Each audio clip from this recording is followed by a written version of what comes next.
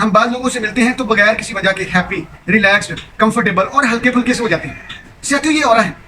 इसी तरह हम बाद लोगों से मिले तो उलझे उलझे, परेशान परेशान, अफसुर्दा अफसुर्दा, थके थके, निढाल निढाल से हो जाते हैं। साथियों ये भी ऑरा है। ऑरा के ऊपर अरिस्टोटल ने बात की है, ऑरा के ऊपर सोक्रेटिस ने बात की है। आपको पता है कि बुद्धिज्म में भी ऑरा की बहुत सारी डिटेल्स मिलती हैं। शन क्या चीज है, ची क्या है, ताओइज्म क्या कहता है, नादीर और चक्राज क्या है, प्राणा क्या होता है। इस्लाम जो एक लेटेस्ट मजहब है, इस्लाम ने भी ऑरा के ऊपर बात की है। स्टडीज ये बताती हैं कि वो लोग जो सोशल मीडिया के साथ ज्यादा कनेक्टेड हैं, जो ज्यादा मोबाइल इस्तेमाल करते हैं, जो ज्यादा सोशल मीडिया इस्तेमाल करते हैं, उनका ऑरा वीकर हो जाता है। और वो लोग जो सोशली कनेक्टेड होते हैं, जो एक्टिव होते हैं, जो फिजिकली एक्सर्शन शो करते हैं, उनका ऑरा स्ट्रॉन्गर होता है।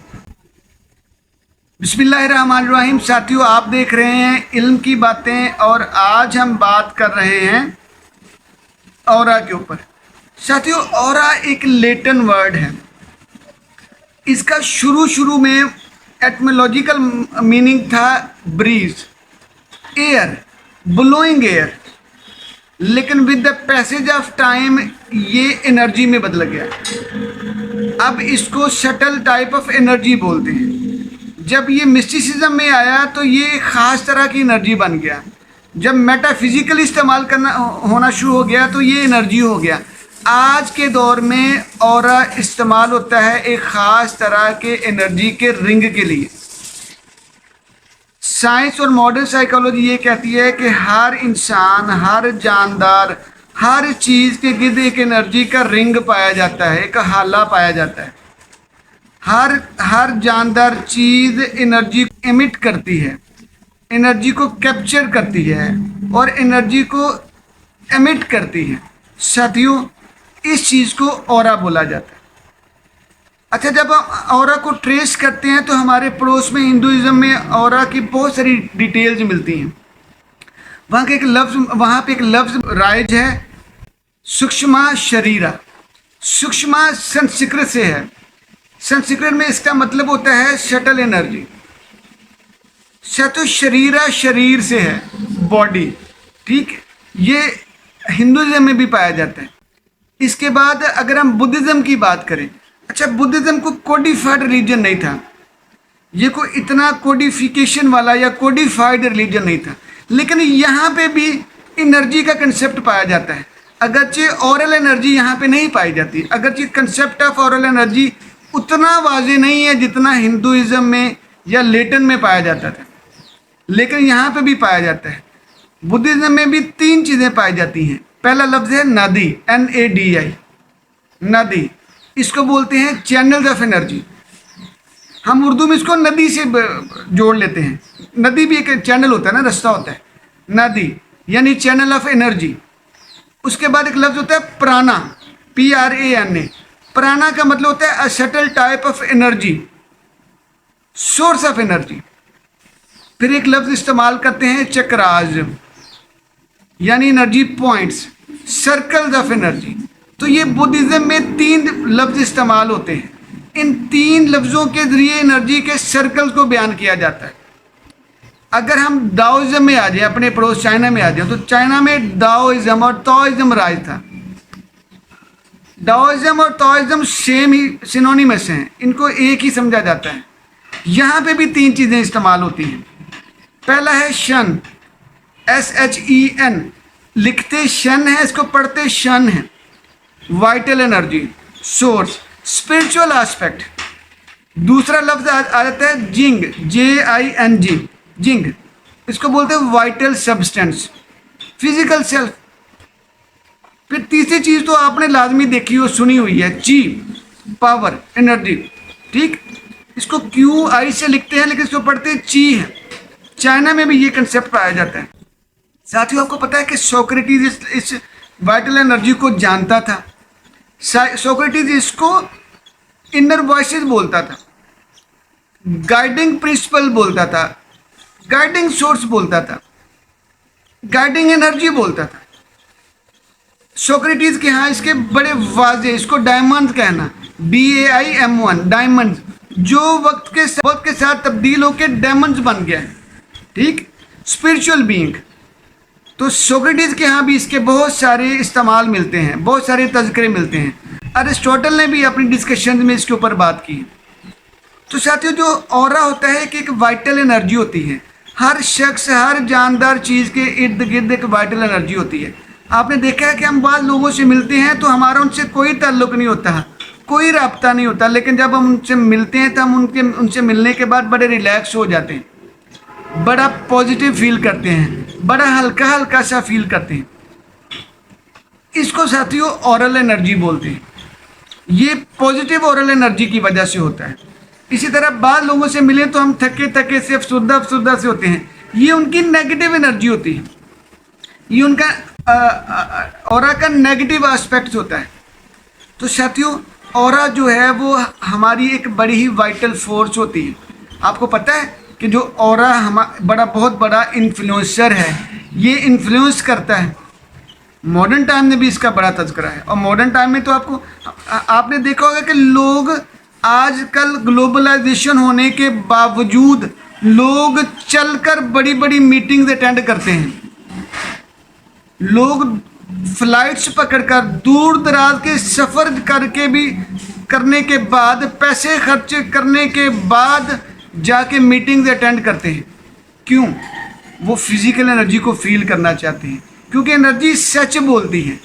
ज़ुबान या वर्ड्स हमें धोखा दे सकते हैं, लेकिन एनर्जी सच बोलती है। इसलिए लोग बड़े बड़े पैसे खर्च करके आज के ग्लोबलाइज्ड दुनिया में रहते हुए भी, जहाँ पे कम्युनिकेशन लाखों मील दूर रह के भी हो सकता है, उसके बावजूद लोग लाखों रुपया खर्च करके दूसरों के साथ मीटिंग्स करने, फिजिकल इन पर्सन मीटिंग करने जाते हैं।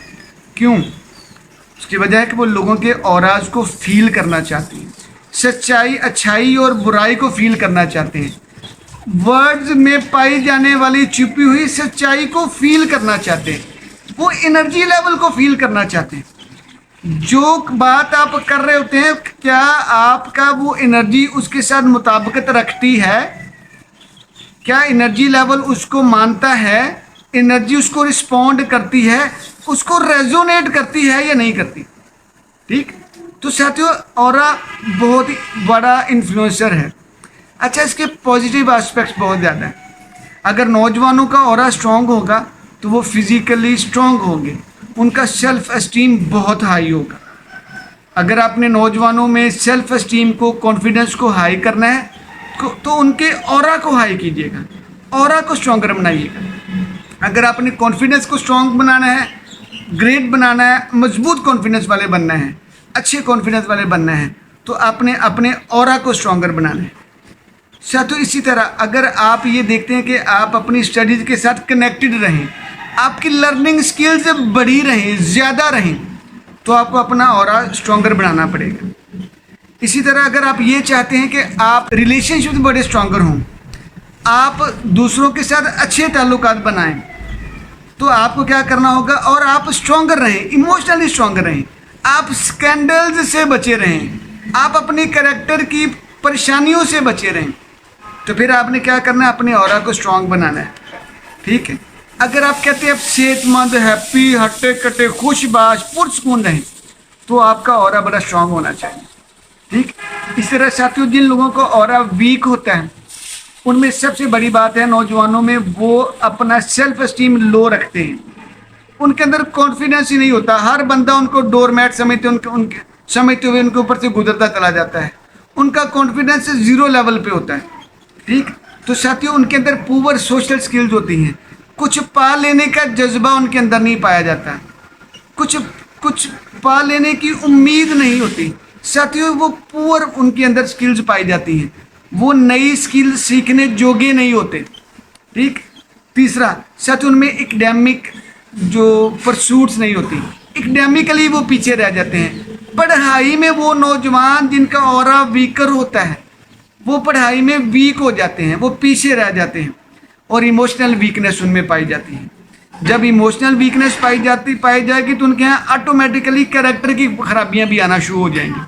फिजिकली जो है स्ट्रेंथ कम हो जाएगी, वो कमज़ोर रहेंगे, थके से होंगे, वो बीमार से होंगे। ठीक। साथियों, तो ये तो थे इनके असरात। अब इसको जो है, इनके असरात को दूर कैसे करना है?